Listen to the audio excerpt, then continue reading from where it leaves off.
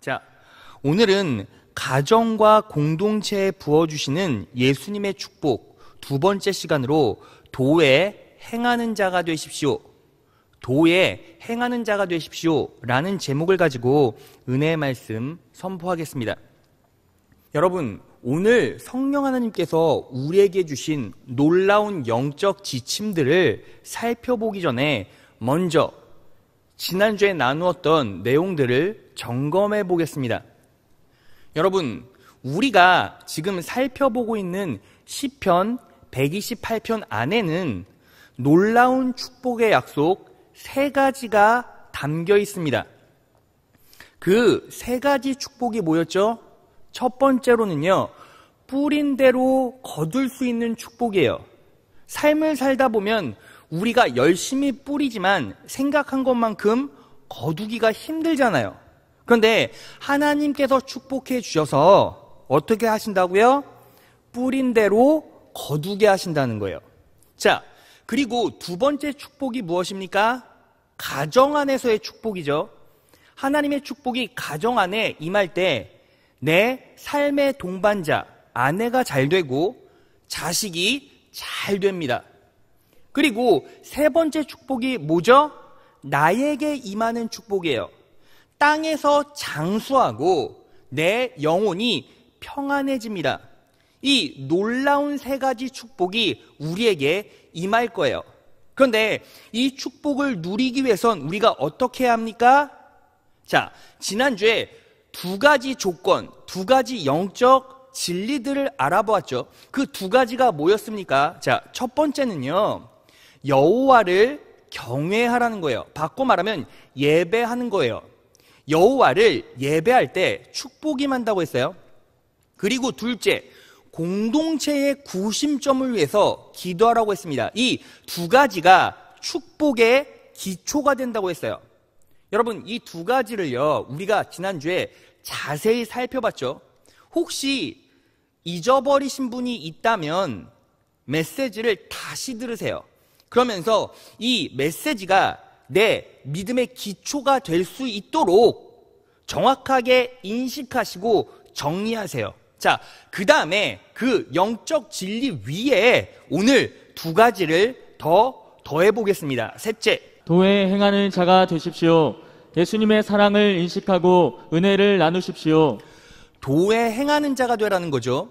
예수님의 사랑을 인식하고 은혜를 나누라는 거예요. 여러분, 이 축복의 전제 조건이 어디에 나와 있습니까? 1절에 나와 있죠. 자, 시편 128편 1절을 보겠습니다. 여호와를 경외하며, 이 개념은 지난주에 다 살펴봤죠. 그 다음 조건이 나와요. 그 도에 행하는 자마다 복이 있대요.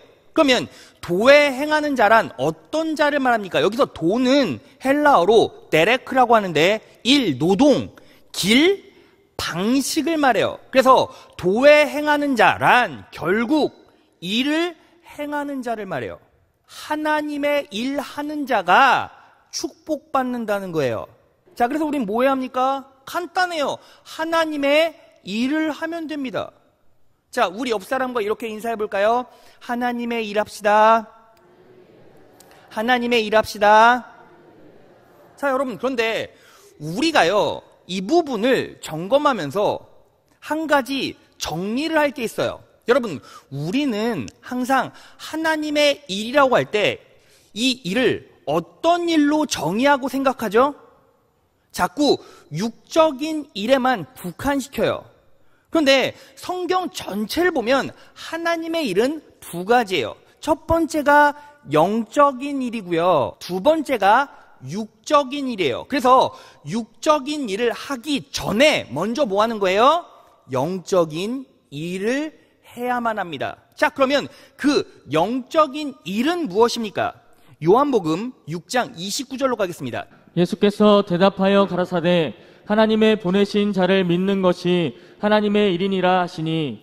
여러분, 하나님의 보내신 자 예수 그리스도를 믿는 것이 뭐예요? 하나님의 일이에요. 자, 그러니까 우리가 육적으로 헌신하고 봉사하기 전에 먼저 뭐 하는 거예요? 예수를 제대로 믿어야 돼요. 여러분, 그러면 제가 질문 하나 던져볼까요? 예수를 믿는다. 이게 무슨 뜻입니까? 우리는 항상 예수를 믿는다 할 때 예수님께서 나를 위해서 십자가에 못 박혀 돌아가셨습니다. 그 사실을 인지하는 것으로 끝날 때가 많아요. 그런데 예수를 믿는다는 건 단순히 이 지식을 안다라는 개념이 아니에요. 이 예수 그리스도의 십자가의 사랑을 머리로 인지하고 가슴으로 받아들이고 반응해서 삶에서 녹여내고 누리는 것까지 이게 뭐예요? 예수를 믿는다는 거예요. 그런데 여기서 참 어려운 부분이 있어요. 뭐냐면 여러분, 여기서 우리는 예수를 믿었기에 사랑했기에 이 자리에 앉아있지만 인생을 살다 보면 어때요? 그 사랑이 변질될 때가 많이 있잖아요. 그래서 우리는 어떻게 합니까? 예수님의 사랑을 온전히 받아들이는 훈련을 해야 돼요. 그럴 때 그 사랑이 사라지지 않습니다. 우리는 연약하고 부족하기 때문에 그 사랑을 매 순간 받아들이고 들여오는 훈련을 해야 돼요. 그래서 그 훈련이 무엇입니까? 따라해 볼까요? 은혜 나눔, 은혜 나눔. 여러분, 그래서요, 교회 안에서는 예배 끝나면 소그룹이 돌아가야 되고, 그리고 가정 안에서는 뭐 해야 돼요? 일주일에 한 번이라도 가족들과 두런두런 모여서 뭐 하는 거예요? 예수 그리스도의 사랑, 그 예수 그리스도의 은혜를 지속적으로 나누는 거예요. 나누고 누릴 때 그 가정 가운데 놀라운 축복과 은혜가 임하게 됩니다. 믿으십니까? 자, 그러면 어떤 축복이 그 가정 가운데 임하게 됩니까? 자, 오늘 본문 3절 상반절을 보겠습니다. 내 집 안방에 있는 내 아내는, 그러니까 인생의 반쪽 동반자를 말하는 거겠죠. 내 아내는 열매를 많이 맺는 포도나무와 같대요. 여러분, 열매를 많이 맺는 포도나무란 어떤 축복을 말할까요? 자, 여러분, 구약 시대에는 다산, 자녀들을 많이 낳고 금술이 좋은 것, 부부간의 관계 회복을 말했어요. 그런데 우리 때는 어때요? 신약의 계시가 열렸잖아요. 그래서 이렇게 해석할 수 있어요. 열매가 많은 포도나무란 예수님께서 임재해 계시고, 그리고 그 인생 가운데 세밀하게 간섭하시고 보호하셔서 창조성과 생산성을 주시겠다라는 거예요. 그 축복을 말합니다. 자, 어떻게 그렇게 말할 수 있죠? 말씀으로 확인해 보겠습니다. 요한복음 15장 5절이에요. 나는 포도나무요 너희는 가지니 내 아내는, 내 삶의 동반자는 포도나무의 일부가 되었어요. 저가 내 안에, 내가 저 안에 있으면 이 사람은 과실을 많이 맺나니. 그런데 오늘 본문을 보면 이미 과실을 많이 맺는 포도나무라고 했어요. 그러니까 어떤 전제가 깔려 있습니까? 내가 저 안에 있으면 예수님께서 임재해 계시다라는 거죠.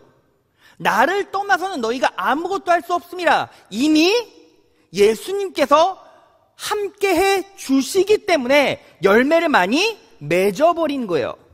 자, 그래서 열매가 많은 포도나무와 같다. 이건 무슨 뜻입니까? 예수님께서 임재해 계시고 보호해 주셔서 아이도 많이 낳고 금술도 좋아지고 창조성과 생산성도 갖추게 된다는 거예요. 이 놀라운 축복과 은혜가 내 삶의 동반자에게 분명히 임한다는 것입니다. 믿으십니까? 자, 그리고 내 가족들에게는 어떤 축복이 임하게 됩니까? 3절 하반절로 갑니다. 내 상에 둘러앉은 내 아이들은 올리브 나무의 묘목과도 같다. 내 아이들이 내 상에 둘러앉아 있대요. 그리고 올리브 나무의 묘목과도 같대요. 자, 여러분 상상해 보세요. 가족들이 두런두런 모였어요. 내 삶의 동반자는 내 옆자리에 있고, 그리고 내 자식들은 우리 상에 둘러앉아 있어요. 그리고 예수 그리스도의 놀라운 은혜를 나누기 시작합니다. 그럴 때 내 자녀가 무엇과 같대요? 올리브 나무의 묘목과 같대요. 자, 그러면 도대체 내 자식이 올리브 나무의 묘목과 같다라는 것은 어떤 의미일까요? 여러분, 올리브 나무가 무엇을 만들어냅니까?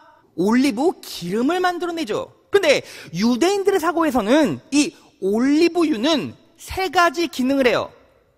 첫 번째는요, 세정의 기능. 자, 이 올리브유로 비누를 만들 수가 있어요. 그래서 세정의 기능. 그리고 두 번째는 치료제의 기능을 해요. 바르는 거예요. 발라서 피부병이 낫게 만들어줍니다. 그래서 치료제의 개념이 있고, 그리고 마지막 세 번째는 기름 갖다가 뭘 만들어요? 불 붙이면 어둠을 밝히는 기능을 하는 거예요. 자, 그러니까 내 자녀가 올리브나무의 묘목과 같다라는 이 말 속에는 어떤 잠재성이 숨겨져 있습니까? 내 자녀들은 세상을 치유할 자입니다. 내 자녀들은 세상을 정결케 할 자입니다. 믿으십니까?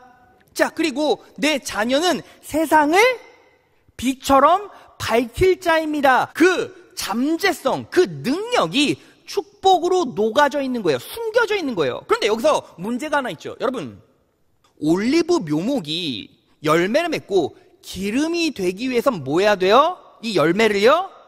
짜야 되는 거잖아요. 그 열매를 짠다는 건 뭐예요? 이 올리브 열매가 으깨지고 뭉개져서 진액을 낸다는 거예요. 자, 진액을 낸다는 건 어떤 개념입니까? 내 자녀가 올리브나무 묘목이기 때문에 그 세 가지 기능으로 삶에서 승리하기 위해서는 뭐 해야 된다는 거예요? 자신이 으깨지고 자신이 찢어지고 깨지는 고통을 감수하고 그 과정을 거쳐야 된다는 거예요. 여러분 보세요. 세상에 빛이 된다는 의미는 무엇입니까? 어두운 것 싸운다는 거죠. 어두운 것 싸우려면 담대함이 있고 용기가 있어야 돼요. 그렇지 않습니까? 그리고 내가 세상에 치유자가 되려면 치유할 수 있는 능력도 필요하고 상대방의 아픔을 이해할 수 있는 사랑도 필요하죠. 세상을 정결케 하려면 무엇이 더러운가, 무엇이 깨끗한가에 대한 뭐가 있어야 돼요? 기준이 있어야 돼요. 그러니까 여러 가지 능력이 전부 다 필요한 거예요. 근데 내 자녀가 어떻게 그렇게 될 수 있죠? 어떻게 담대함, 용기, 기술, 방법, 그리고 기준, 질서, 모든 것들을 다 소유할 수 있습니까? 너무너무 힘든 거예요. 그래서 예수님께서 이 땅에 오셔서 우리 대신 뭐 해주셨다는 거예요? 으깨지시고 진액을 흘리셔서 그 예수님께서 내 자녀의 우리 가정의 올리브유가 되어주셨다는 거예요. 믿으십니까? 그걸 어떻게 찾아낼 수 있습니까? 예수님께서 공생의 사역을 마무리하시면서 처음 뭉개지시고 으깨지셔서 진액을 흘리신 장면이 나와요. 마태복음 26장으로 갑니다. 이에 예수께서 제자들과 함께 겟세마네라 하는 곳에 이르러 제자들에게 이르시되 내가 저기 가서 기도할 동안에 너희는 여기 앉아 있으라 하시고, 자, 겟세마네라는 장소에서 기도할 때 예수님께서 어떻게 되셨습니까? 누가복음 22장 44절 다 같이 읽겠습니다. 시작. 예수께서 힘쓰고 애써 더욱 간절히 기도하시니 땀이 땅에 떨어지는 핏방울같이 되더라. 겟세마네에서 기도하실 때 예수님께서 무엇을 흘리셨어요? 핏방울을 흘리셨죠. 진액을 쏟으셨다는 거예요. 자, 그런데 여러분, 겟세마네라는 말의 뜻은요, 기름을 짜내는 틀이라는 뜻이에요. 기름을 짜내는 틀. 그런데 겟세마네라는 장소는 어디에 있습니까? 따라해 볼까요? 감람산에 있어요. 여러분, 감람이라는 게 뭔지 아십니까? 올리브예요. 그러니까 올리브산 안에 있는 기름 짜는 틀 속에서 예수님께서 기도하실 때 진액을 흘리셨다는 거예요. 피를 흘리셨다는 거예요. 그러니까 그 기름 짜내는 틀은 어떤 기름 짜내는 틀이에요? 올리브 기름 짜내는 틀. 올리브 기름 짜내는 틀 안에서 예수님께서 으깨지시고 뭉개지셔서 피를 흘리셨다. 예수님께서 뭐가 되셨다? 올리브유가 되어주셨어요. 올리브유가 되어주심으로 내 자녀 대신 그분이 피를 흘려주심으로 십자가에 못 박혀 돌아가심으로 결국 어떻게 되었습니까? 내 자녀를 빛으로 만들어 주셨고 치유해 주셨고 예수님께서 내 자녀를 정결케 만들어 주셔서 이 정결할 수 있는 은혜를 세상에 나누게 하셨다는 거예요. 마태복음 5장이에요. 너희는 세상의 빛이라. 어떻게 우리가 빛이 될 수 있습니까? 예수님께서 십자가에 못 박혀 돌아가셨기에. 이사야 53장 5절. 그가 채찍에 맞음으로 우리가 나음을 입었도다. 예수님께서 채찍에 맞으셨어요. 십자가에 못 박혀 돌아가심으로 우리가 나음을 입었어요. 히브리서 9장 22절. 피로써 정결케 되나니 피 흘림이 없은즉 사함이 없느니라. 예수님께서 피를 흘리셨으므로 내 자녀가, 내 가정이, 내가 어떻게 되었어요? 정결케 되었어요. 깨끗하게 되었어요. 여러분, 우리는 누구 안에 있어요? 그리스도 안에 있죠. 예수님께서 우리의 뭐가 되십니까? 빛이 되어 주셨기 때문에 우리가 세상을 비출 수 있죠. 예수님께서 나를 치유해 주셨기 때문에 우리는 예수의 이름으로 치유할 수 있는 거죠. 우리가 예수님 때문에 정결케 되었으므로 예수 그리스도의 은혜를 다른 사람에게 이식시킬 때 그 사람도 어떻게 됩니까? 정결케 됩니다. 그래서 우리는 뭐 하는 거예요? 가정 가운데서 지속적으로 예수 그리스도의 은혜를 심는 거예요. 뿌리는 거예요. 그래서 내 아이와 내 삶의 동반자가 그 은혜를 온전히 인식하고 믿음으로 바꿔낼 때 똑같은 축복과 은혜를 내 가정이 받게 되고 누리게 됩니다. 믿으십니까? 그렇게 살아가신 여러분 되시기를 진심으로 축원합니다. 넷째, 도에 행하는 자가 되십시오. 하나님의 일을 위해 땀을 흘리십시오. 도에 행하는 자가 되십시오. 하나님의 일을 위해 땀을 흘리라는 거예요. 여러분, 이제요, 영적인 일을 했으니까 이제 뭐 하는 거예요? 육적인 일을 하는 거예요. 여러분, 그런데 우리가요, 육적으로 몸으로 봉사하거나 헌신할 때 우리는 어때요? 자신감이 없고 두렵죠. 그리고 이런 핑계를 댑니다. 목사님, 시간이 없어요. 몸이 좋지 않습니다. 이런 핑계들을 대요. 그러면 왜 우리가 본질적으로 육적인 일을 하지 못할까요? 여러분, 다른 것 생각하지 마시고 신앙 양심에 귀를 한번 기울여 보실래요? 진짜 시간이 없습니까? 진짜 몸이 아픈 거예요? 사실은요, 몸이 아프거나 시간이 없는 것이 아니라 뭐예요? 첫 번째, 이 영적인 일로 충분히 공급받지 못해서 그래요. 예수 그리스도의 사랑을 더 많이 인식하고 더 많이 공급받고 그 사랑을 내 안에 가둬놓고 흐르게 하면 어떻게 됩니까? 우리는 시켜서 하는 게 아니라 율법적으로 하는 게 아니라 하지 말래도 그 사랑에 반응하여 하게 돼 있다고요. 믿으십니까? 그것에 가장 정확한 사례가 된 사람이 누구입니까? 바로 요한이에요. 요한은 자기 자신을 뭐라고 명명했습니까? 요한복음 13장 23절이에요.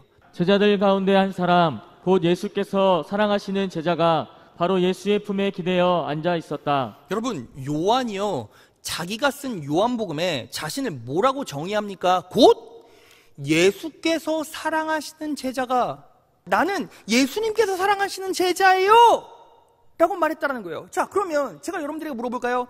예수님께서 요한을 편애하셨습니까? 요한만 사랑하셨습니까? 당연히 그렇지 않죠. 자, 요한복음 13장 1절을 보겠습니다.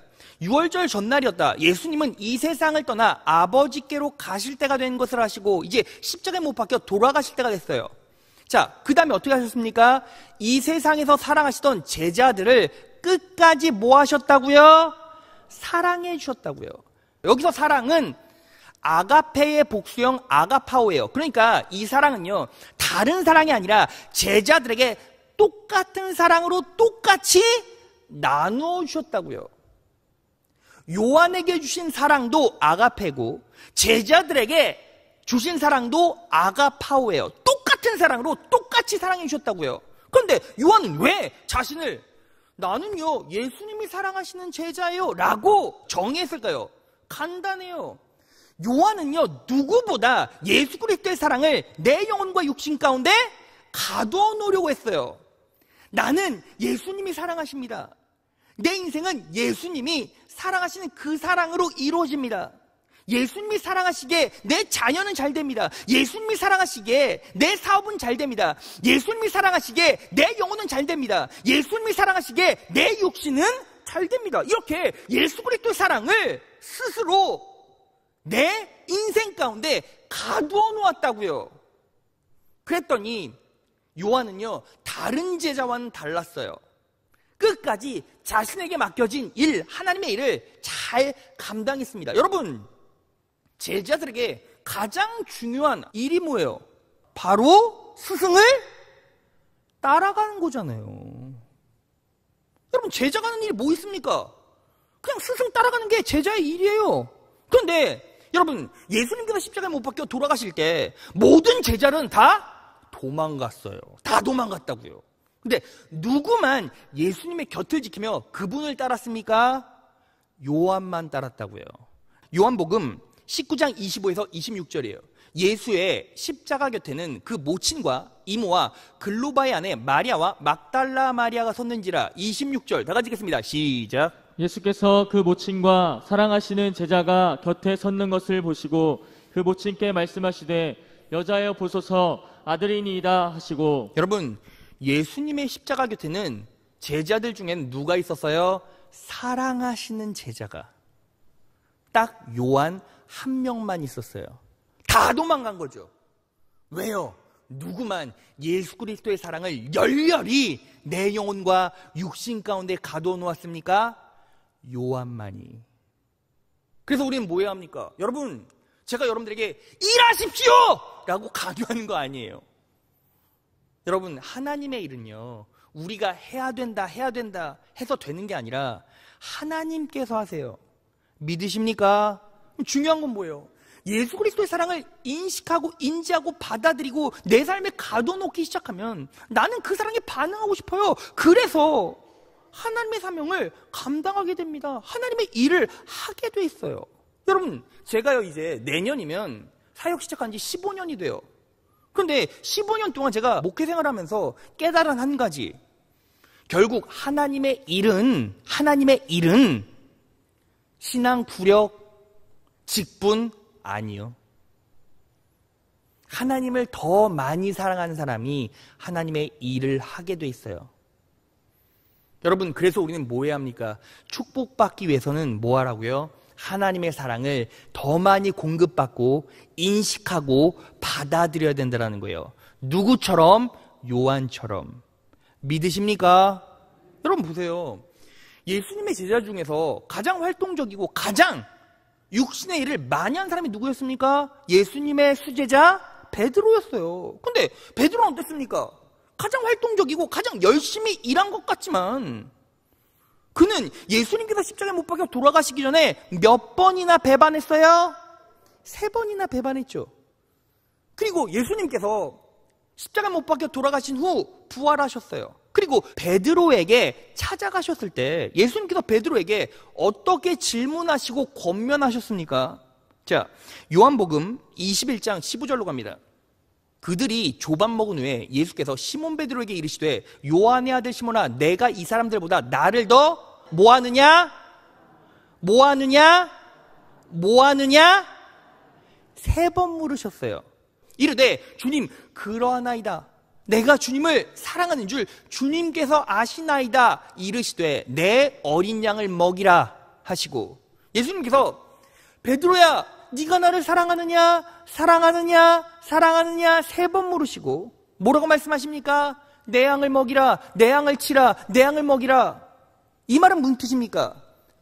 내 양을 먹이기 전에 뭐부터 인지해보라고요? 네가 정말 나를 사랑하는지를 인지해보라고요. 그래서 베드로는 어떻게 됩니까? 결국에는 그 사랑을 인식하고 그때부터는 끝까지 예수 그리스도의 길을 걸어가요. 그래서 결국 어떻게 됩니까? 십자가에 거꾸로 매달려 영광스러운 순교를 맞이하죠. 여러분, 그래서 우리는 무엇을 깨달아야 합니까? 여러분, 눌리지 마시고 스트레스 받지 마세요. 예수님께서 여러분들을 너무너무 사랑하시고 여러분들의 인생 가운데 축복을 쏟아부어 주시길 원하십니다. 믿으십니까?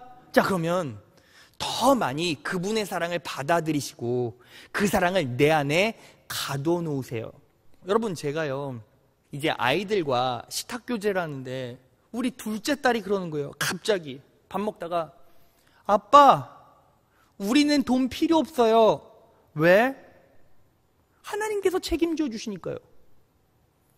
우리 둘째 채은이 7살인데 여러분, 세상에서 사람들이 자녀들에게, 손자 손녀에게 어떤 덕담합니까? 커서 돈 많이 벌어라. 너무 다르죠. 말씀에서는 우리 자녀들에게 너는 세상에 빛이 될 거야. 빛이 돼야 돼. 세상 사람들은 뭐라고 말합니까? 야, 네 카드에 빛이나 없애라. 정반대요. 그런데 여러분, 결국 하나님께 은혜로 승리하는 자들은 어때요? 하나님만 철저하게 의지하는 자. 누가 의지할 수 있습니까? 그 대상이 나를 더 많이 사랑합니다. 인식하고 믿고 받아들이면 나는 그분을 더 많이 의지할 수 있죠. 여러분, 하나님께서는 여러분들에게 이렇게 말씀하십니다. 나를 의지해라. 나를 의지해라. 내 사랑에만 반응해라. 예수님께서는 여러분들을 위해서 피를 흘리셨고 모든 것들을 쥐어 짜내셨어요. 그래서 여러분들을 영적으로 육적으로 인생 가운데 구원을 허락하셨습니다. 예수님의 사랑을 더 많이 누리시고 공급받으시고 그리고 흡수하십시오. 흐르게 하십시오. 그럴 때 하나님의 일을 하게 되고 놀라운 축복을 누리게 됩니다. 자, 하나님의 육적인 일을 했을 때 어떤 축복을 그럼 받습니까? 오늘 본문 말씀 6절로 가겠습니다. 내 자식의 자식을 볼지어다. 이게 무슨 뜻입니까? 자식의 자식을 본다는 건 장수한다는 뜻이잖아요. 이스라엘에게, 나의 자녀들에게 평강이 있을지로다. 뭐예요? 장수하고 영적인 평강이 임한다는 거예요. 자, 목사님, 그러면 왜 하나님 일 하는 것과 장수가 무슨 연관이 있죠? 라고 물어본다면 저는 정확하게 이렇게 말씀드릴 수 있어요. 여러분, 세상 사람들은 장수를 어떻게 정의합니까? 여러분, 대한민국 평균 수명이 몇 살인지 아세요? 83세예요. 그러니까 세상 사람들은, 예수를 믿지 않는 사람은 장수를 어떻게 정의해요? 83세보다 많이 살면 장수고, 그리고 83세보다 적게 살면 장수하지 못한 거죠. 그런데 성경에서는 장수를 어떻게 설명하고 있습니까? 성경에서는요, 하나님이 정하신 때까지 건강하고 아름답고 능력 있게 살아가는 게 장수예요. 목사님, 장수와 사명이 어떤 관계가 있습니까? 라고 묻는다면, 여러분, 이 사명은요, 내 생명 길이의 가늠자 역할을 해요. 그러니까 이게 무슨 뜻이냐면, 쉽게 말하면 이런 거예요. 하나님의 자녀들은 사명 끝나면 이제 하나님 나라에 가게 돼 있어요. 목사님, 사명 끝나면 좀 쉬어야 되는데요. 여러분, 사명 끝나면 천국에서 쉬는 게 가장 안락하고 쾌적하고 편안한 거예요. 그래서 하나님께서는 언제나 그분의 자녀들에게 사명을 일깨워 주시고 하나님 일 하게 하시고, 사명 끝나면 이제 어떻게 하십니까? 데려가시는 거예요. 그런데 여러분, 이 사명을 감당할 때 놀라운 두 가지 은혜가 있어요. 첫 번째, 내가 사명을 감당하면 이제 뭐가 느껴져요? 사명이 끝나가는 무렵에, 이제 하나님께서 나를 부르실 때가 됐구나 라는 걸 인지하게 돼요. 이 말은 바꿔 말하면, 내가 사명을 감당할 때 사명이 끝나지 않았으면 누가 내 생명을 붙잡고 계시다라는 걸 알아요? 하나님께서 내 생명을 붙잡고 계시는구나 라는 걸 분명히 알고, 또 두 번째는 뭐예요? 사명을 감당하다 보면 이제 사명이 끝나가잖아요. 그러면 세상에 대한 미련이나 후회가 없어져요. 여러분, 세상 사람들은 어때요? 세상 살다 보면 후회만 남고 미련만 남고 아픔만 남죠. 근데 하나님의 자녀들은 내 사명이 끝날 때가 되면 두 가지. 뭐라고요? 후회와 미련이 없어요. 그리고 삶을 살면서 사명 감당할 때 무엇을 인식할 수 있어요? 하나님께서 나를 붙잡고 계시는구나 라는 걸 분명히 알 수 있어요. 그 사례가 정확하게 누구를 통해 나타납니까? 자, 모세가 그렇죠. 여러분, 모세가요, 이스라엘 백성들을 이끌고 가나안으로 가는데 가나안 들어가기 직전에 어떻게 됩니까? 하나님께서 모세를 부르세요. 모세야, 너는 가나안에 못 들어가. 너는 가나안을 볼 수 있지만 가나안에 들어갈 수는 없단다 라고 말해요. 그런데 그때 모세는 육체가 어떤 상태였습니까? 시야가 흐리지 않았고 육체가 강건했거든요. 그러면 보편적으로 여러분 잘 생각해 보세요. 눈도 좋고 몸도 튼튼해요. 근데 가나안에 못 들어간다고 하면 나는 어떻겠습니까? 아이, 하나님, 저 여기까지 죽도록 고생했는데 왜 못 들어갑니까? 저 아직 튼튼해요. 저 가나안 끝자락 다 보여요. 이렇게 하나님께 투정을 부리거나 아니면 원망까지 할 수 있잖아요. 근데 모세는 어떻게 반응했습니까? 하나님께서 모세야, 너 못 들어가 했을 때, 여러분 신명기 34장을 전부 다 오늘 집에 가서 읽어보세요.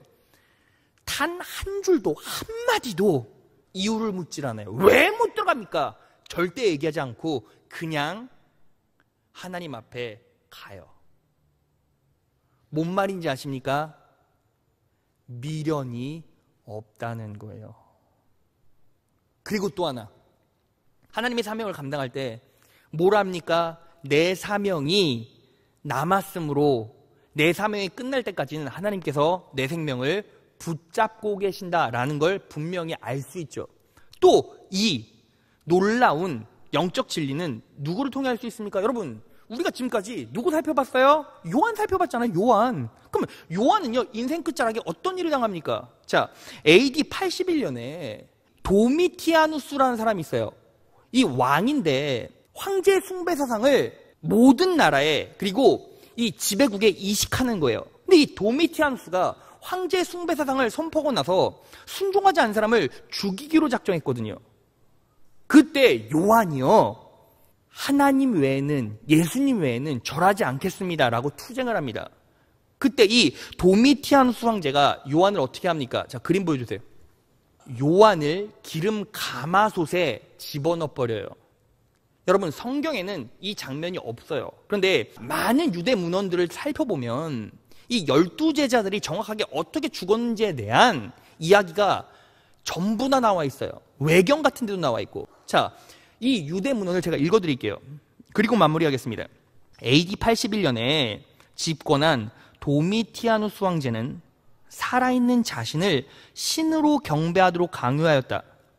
대부분의 사람들은 그를 신으로 추앙하였다. 그런데 많은 기독교인들이 이를 거절하자 경노한 황제는 예수를 영접한 사촌 클레멘스 총독을 살해하였다. 그리고 자기 부인 도미틸라 또한 섬으로 유배시켰다. 또한 그를 신으로 숭배하기를 거부한 요한을 처형하기 위해 독사를 가져다가 그에게 물리게 했다. 그런데 죽지 않았다. 그래서 끓는 기름 가마솥에 그를 던졌다. 하지만 상처 하나 입지 않았다. 그래서 AD 96년경 사도 요한을 반모섬으로 유배시켰다. 반모섬은 당시 난폭한 죄수들을 골라 유배시켰던 대표적인 섬이었다. 하지만 그렇게 극악무도한 죄수들도 요한에게만큼은 존경을 나타냈고 간수들도 그를 정중히 대해주었다. 요한은 점점 몸이 쇠약해져 갔지만 안식일마다 기도처에 도착해서 자신에게 안식일을 허락하신 하나님께 감사하고 절실히 기도를 드렸다. 황제 숭배 사상이 만연했던 그때의 안식일에 하나님께 어떤 기도를 드렸어요? 감사 기도를 드렸죠. 내 안에 뭐가 임했다는 거예요? 평강이 임했다는 거죠. 여러분, 요한이요, 왜 반모섬으로 갔습니까? 독사에게 물려도 이 펄펄 끓는 기름이 가득 찬 가마솥에 들어가도 죽지 않았어요. 왜죠? 반모섬에 가서 결국 요한이 어떤 말씀을 기록합니까? 요한 계시록. 본인이 사명이 아직 끝나지 않았죠. 본인도 인지하고 있었을 거예요. 그러니까 본인은 뭘 알았습니까? 아직 내 사명이 끝나지 않았으니 내 생명은 누가 붙잡고 계신다? 하나님께서 붙잡고 계신다. 여러분, 그러니까 사명 감당하면 이 사명은요, 내 생명줄에, 내 생명길에 가늠자 역할을 해요. 내가 하나님 일을 잘 감당하면 내 삶의 끝자락에는 하나님의 영광스러운 축복과 천국이 있고, 그리고 내 사명을 하나님 앞에 건강하게 아름답게 감당하다 보면 하나님께서 그 사역 끝나기 전까지는 붙잡아주고 계시고, 그리고 그 사역이 끝날 때쯤 되시면 이제 나에게 와야 된다. 그때 미련도 후회도 없이 하나님 앞에 툴툴 털고 나가면 어때요? 기쁘죠? 감사하죠. 여러분, 우리가 자꾸 오해하는 게 있어요. 뭐냐면, 여러분, 잘 사는 것과 부자로 만들어주시는 건 다른 개념이에요. 하나님께서 여러분들을 잘 살게 만들어주십니다. 믿으십니까? 잘 살게 만들어주십니다. 믿으십니까? 그런데 아무 의미 없이 부자로 만들어주시지 않아요. 왜요? 여러분들이 아무 의미 없이 부자가 되면 어떻게 됩니까? 허랑방탕한 인생 살 거 아니에요. 여러분, 아무리 하나님 편에 있어도 부가 지나치면 어떤 일이 일어납니까? 욕망이 넘쳐나고, 그리고 어떻게 돼요? 허랑방탕하게 자꾸 그런 유혹이 사단으로부터 와요. 여러분, 하나님 철저하게 순종한 솔로몬도요, 자기 인생 끝자락에 뭐라고 고백했습니까? 전도서 1장 2절에 헛되고 헛되며 헛되고 헛되니 모든 것이 헛되도다. 그렇게 돈도 많고 압도적인 부를 가졌지만 솔로몬도 어땠어요? 허망했다고요. 근데 여러분, 하나님께서 여러분들을 허망한 가운데 허랑방탕하게 사시게 하십니까? 아니요. 여러분들은 택한 족속이고 하나님의 자녀예요. 그리스도 안에 있어요. 여러분들의 인생 가운데 성령 하나님께서 지금 역사하고 계시다고요. 믿으십니까? 그래서 하나님께서 여러분들 하나님 의지하면 잘 살게 만들어 주시지만 아무 의미 없이 불을 막 쏟아부어 주시진 않으세요. 성경의 원리고 진리예요. 그러면 내가 돈을 벌어도, 내가 돈을 벌지 않아도 이게 다 누구의 영광? 하나님의 영광을 위해서 사용됩니다. 그분의 사랑을 더 많이 들여오고 인식하면 인식할수록 그 사랑에 반응하겠죠. 하나님의 일을 하겠죠. 내가 가진 것도 하나님의 영광을 위해 사용하겠죠. 그렇게 사명 감당할 때 어떤 일이 벌어집니까? 내 인생 끝자락을 내가 느낄 수 있고요. 그리고 내 인생 중에 하나님께서 나를 붙잡아주고 계신다. 어떤 시련과 역경과 죽음의 공포와 위기가 찾아와도 누가 책임져 주신다? 하나님께서 책임져 주신다. 여러분, 그 실제적인 증거가 누구죠? 우리 원로 목사님이잖아요. 원로 목사님, 제가 초등학교 2학년 때 강경화로 6개월도 못 산다고, 3개월밖에 못 산다고 그렇게 사형 선고가 내렸잖아요. 눈이 샛노래지고 얼굴은 까매지고 젊은 나이에. 그런데 그렇게 우여곡절도 많고 육체 가시도 많았건만 사명이 끝나지 않으니까 지금까지 철저하게 붙잡아주고 계세요. 그리고 다음 주에도 창원에 연수원 말씀 선포하시러 가셨잖아요. 여러분, 제가 이렇게 말하면 제 마음도 너무 아프지만 제 친척 가운데 저를 정말 사랑해 주셨던 분이 한 분 계셨어요. 바로 우리 작은아버지셨는데 제 나이 때 목회자로서 창원에 비행기 타고 가다가 40대 중반에 돌아가셨어요. 그런데 우리 가문 중에 가장 건강하셨어요. 여러분, 뭘 말하는 겁니까? 우리의 인생은요, 온 시간은 우리가 알 수 있지만 가는 시간은 우리가 알 수가 없어요. 뭐 해야 합니까? 하나님 철저히 의지하면서 하나님의 일을 하십시오. 영적으로는 그분의 사랑을 받아내시고 드리시고 내 가정과 인생 가운데 흘려보내십시오. 그리고 육적으로 하나님의 영광을 위해서 땀을 흘리십시오. 그러면 하나님의 놀라운 축복이 여러분들의 인생 가운데 임하게 될 것입니다. 말씀 정리하겠습니다. 여러분, 2주 동안 우리는 가정과 공동체에 부어주시는 예수님의 축복에 대해서 알아봤어요. 첫 번째 시간에는 뭐 했죠? 하나님을 경외하라, 예배에 목숨 걸어라. 그래야 축복이 시작된다. 두 번째는 공동체의 구심점을 위해 기도하라. 여러분, 공동체의 구심점이 살아야 우리의 영혼도 우리의 환경도 살아요. 그러니까 교회에서는 목회자들, 중직자분들을 위해서 기도해 주시고 가정에서는 가정의 가장들을 위해서 기도해 주세요. 그리고 이제 그 뿌리, 그 기초가 탄탄하게 자리 잡고 있으면 어떻게 합니까? 오늘 메시지 도를 행하십시오. 첫 번째, 예수님의 사랑을 온전히 인식하시고, 여러분들의 가족들이 한자리에 모여서 함께 예수님의 은혜를 나누었던 때 언제였습니까? 여러분, 축복을 놓치지 마세요. 예수님의 놀라운 은혜를 놓치지 마세요. 그것들을 흘려보내주세요.